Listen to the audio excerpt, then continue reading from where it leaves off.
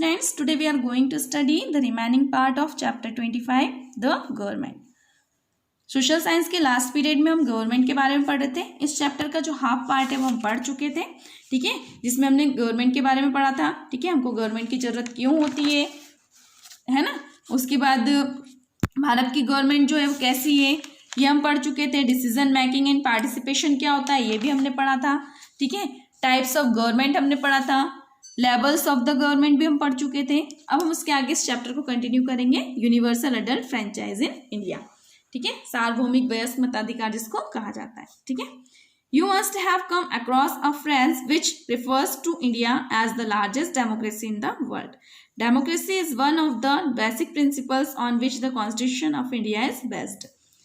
आप लोगों ने सुना होगा या कोई फ्रेज आपके सामने आया होगा कि भारत जो है वो लार्जेस्ट डेमोक्रेसी है वर्ल्ड में, ठीक है.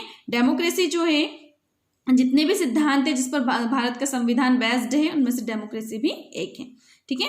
इंडियन डेमोक्रेसी को लार्जेस्ट डेमोक्रेसी क्यों कहा गया है? क्योंकि इंडिया के पास लार्जेस्ट नंबर ऑफ वोटर्स है, मतलब बहुत संख्या में वोटर्स हैं जो क्या करते हैं, गवर्नमेंट को इलेक्ट करते हैं, ठीक है. It is not only the central और द यूनियन गवर्नमेंट. ये ना केवल सेंट्रल एंड यूनियन गवर्नमेंट है बल्कि गवर्नमेंट एट स्टेट, मतलब कि स्टेट लेवल की भी एंड लोकल लेवल की गवर्नमेंट भी है जिसको कौन इलेक्ट करता है, लोग, जनता, ठीक है. इंडिया के एक भारतीय जिसकी एज कितनी हो चुकी है, 18 ईयर्स या उससे ज़्यादा हो चुकी है, उसको इलेक्शंस में वोट देने का राइट प्राप्त हो जाता है, ठीक है.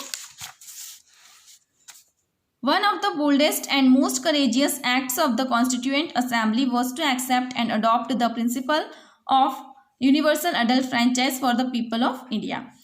कॉन्स्टिट्यूएंट असेंबली का जो boldest and most courageous act जो है, ठीक है, उनमें से जो एक एक्ट है वो क्या है कि उसने यूनिवर्सल अडल्ट फ्रेंचाइज के सिद्धांत को अपनाया है, ठीक है, उसको अडॉप्ट किया है ना, भारत के लोगों के लिए. ये बोल्ड एक्ट इसलिए कहा गया है क्योंकि भारत जो है वो प्रीडोमिनेंटली क्या है, एक इलिटरेट है ना, असाक्षर है ना, and poor and traditional country है, ठीक है. भारत में पहले मतलब कि असाक्षर लोग बहुत ज़्यादा थे, ठीक है, अब तो उसकी रेट कम हो चुकी है, ठीक है. And illiterate, poor and tradition bound के जो लोग हैं उनको इक्वल राइट प्रदान करना वोटिंग का वो एक चैलेंजिंग टास्क है ना. इंडिया जो है वो ट्रू डेमोक्रेसी के रूप में इमर्ज हुई है जिसके पास मतलब किसको एक्सपीरियंस है किस चीज़ का, कि यूनिवर्सल अडल्ट फ्रेंचाइज के आधार पर इंडिया में 13 जनरल इलेक्शंस हो चुके हैं, ठीक है, मतलब जिसकी एज 18 ईयर्स हो चुकी है ना, और उसको वोटिंग राइट प्राप्त है. उनके वोटों के द्वारा जो सरकार बनी है ना, या उन्होंने जो वोट दिए, ऐसे करके कितने चुनाव हो चुके हैं, 13 general elections. The constitution affirms that all the people of India are free and equal and have the right to vote without any distinction of caste, creed, colour, sex और प्लेस ऑफ बर्थ. भारत का जो संविधान है वो लोगों को, भारत के लोगों को मतलब कि अफर्म करता है, उनको फ्री मतलब स्वतंत्र, भारत के लोग जो है वो स्वतंत्र हैं, ठीक है, एंड उनको समान अधिकार, समान है कानून की नज़रों में, उनको समान अधिकार दिया गया है वोटिंग का, ठीक है, वोट डालने का, ठीक है, बिना किसी रोक टोक के, बिना किसी भेदभाव के, चाहे वो किसी भी कास्ट का हो, किसी क्रीड का हो, किसी कलर का हो, किसी भी सेक्स का हो, या उसका बर्थ प्लेस कोई भी हो, ठीक है, उसको समान अधिकार प्राप्त है कि वो कोई भी व्यक्ति वोट दे सकता है, बट उसकी एज 18 ईयर्स या उससे ज़्यादा होनी चाहिए, ठीक है. जो यूनिवर्सल अडल्ट फ्रेंचाइज का जो सिस्टम है वो किस पर बेस्ड है, 1 पर्सन 1 वोट, मतलब एक व्यक्ति एक वोट दे सकता है, ठीक है. इससे क्या होता है, हमारे देश में पॉलिटिकल इक्वलिटी बढ़ती है, ठीक है. Need for universal adult franchise. Universal adult franchise की जरूरत या उसकी आवश्यकता क्यों होती है? Universal adult franchise ensures political equality. Universal adult franchise से क्या होता है, पॉलिटिकल इक्वलिटी को बढ़ावा देते हैं ये, ठीक है. It is in harmony with the principle of sovereignty of the people. इससे क्या होता है, जो लोगों का जो भी मतलब कि सार्वभौमिकता का जो सिद्धांत है, ठीक है, वो सुचारू रूप से चलता है. And the right to vote stimulates interest in public affairs. इससे क्या होता है, जो राइट टू वोट है, मतलब वोट डालने का जो अधिकार दिया गया है, उससे क्या होता है, पब्लिक अफेयर्स में जो भी मतलब कि जनता के जो मामले हैं उसमें इंटरेस्ट पड़ता है लोगों का, ठीक है. The right to vote increases the self respect of the voters, है ना. राइट टू वोट जो है वो क्या करता है, मतलब जब वोट डालने का जो अधिकार है उससे क्या होता है, वोटर्स का आत्मसम्मान बढ़ता है, ठीक है. The right to vote provides an opportunity to the minorities to safeguard their rights. Right to vote जो है वो minorities मतलब कि जो अल्पसंख्यक लोग हैं उनको अवसर प्रदान करता है कि वो अपने अधिकारों को सेफगार्ड कर सके, उनकी सुरक्षा कर सके. ठीक है. Key elements that influence the working of a democracy.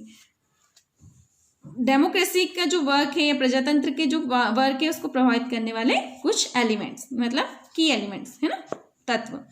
First है participation. Participation is an important element of the working of a democratic government. In a democracy, every citizen should be free to participate in election as a candidate for any post. Participation जो है वो democratic government की working का important element है. ठीक है.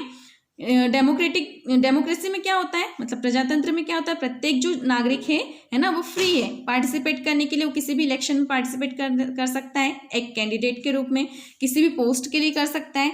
ठीक है. अगर उस व्यक्ति को बहुमत मिलता है तो वो व्यक्ति और उसके मार्ग में कोई बाधा नहीं आती तो वो व्यक्ति में या तो मिनिस्टर बन सकता है और यहाँ तक कि वो प्राइम मिनिस्टर भी बन सकता है. ठीक है. Then sovereignty. Sovereignty rests with the people who are also the source of all power in a democracy. Sovereignty जो है वो लोगों के साथ है ना, इसको संप्रभुता कहा जाता है ना. तो उसमें क्या होता है, डेमोक्रेसी में जो मेन शक्ति है वो किसके पास होती है, लोगों के पास होती है. ठीक है. सरकार जो है अपनी सरकार को उसकी शक्तियां कहाँ से प्राप्त होती है, जनता से प्राप्त होती है ना. और जनता के प्रति ही सरकार उत्तरदायी रहती है, जनता के लिए ही वो कार्य करती है ना. और अल्टीमेट सोर्स है जो पावर का वो कौन है, जनता है. ठीक है. अंतिम शक्ति कौन सी है, जनता.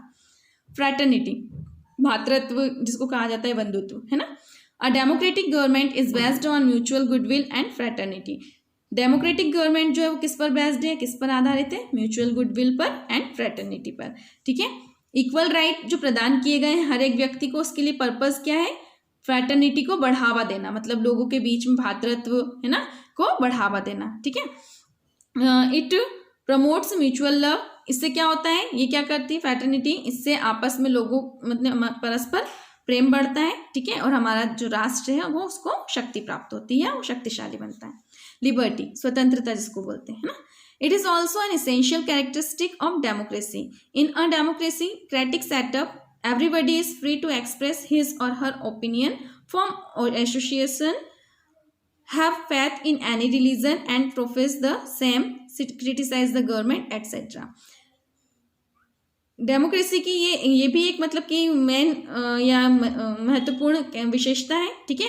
डेमोक्रेटिक सेटअप में हर एक व्यक्ति फ्री है कि वो क्या कर सकता है, अपने विचारों को अभिव्यक्त कर सकता है, बता सकता है ना. किसी भी एसोसिएशन का गठन कर सकता है, किसी भी धर्म को अपना सकता है, कोई भी प्रोफेशन अपना सकता है. ठीक है. यहाँ तक कि सरकार की आलोचना भी कर सकता है ना. लिबर्टी से क्या होता है कि सिटीजन्स जो है, नागरिक जो है, देश के नागरिक, उनका ऑल ओवर क्या होता है, डेवलपमेंट होता है, विकास होता है.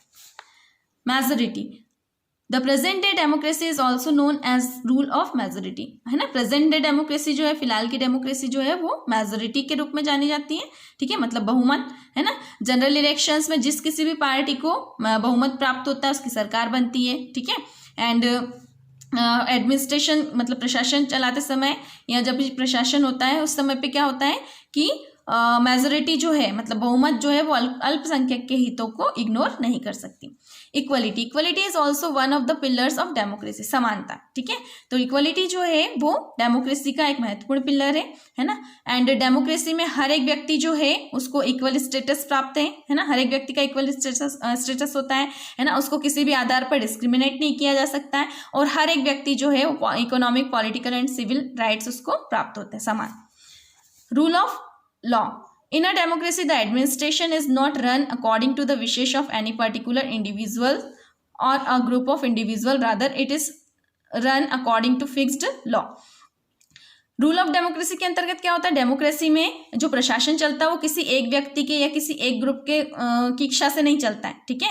वो उसके लिए कुछ रूल फिक्स होते हैं है ना, और वो सुप्रीम होते हैं. ठीक है. सर्वोच्च होते हैं. और अगर कोई उन कानून की उल्लंघन करता है, ठीक है, या उनको वायलेट करता है तो उनको पनिश किया जाता है. कॉन्स्टिट्यूशन मीन्स संविधान. The government derive their powers and functions from a common source that is the constitution.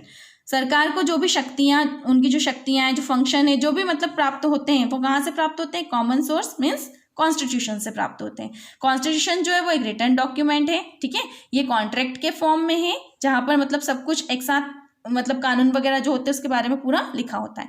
ठीक है, कॉन्स्टिट्यूशन में सरकार के जो अलग अलग फॉर्म होते हैं उसकी डिटेल्स होती है, उनकी शक्तियों के बारे में लिखा होता है, उनकी जो लिमिट जो है उनकी, है ना, वो ये सारा का सारा उसमें मेंशन होता है।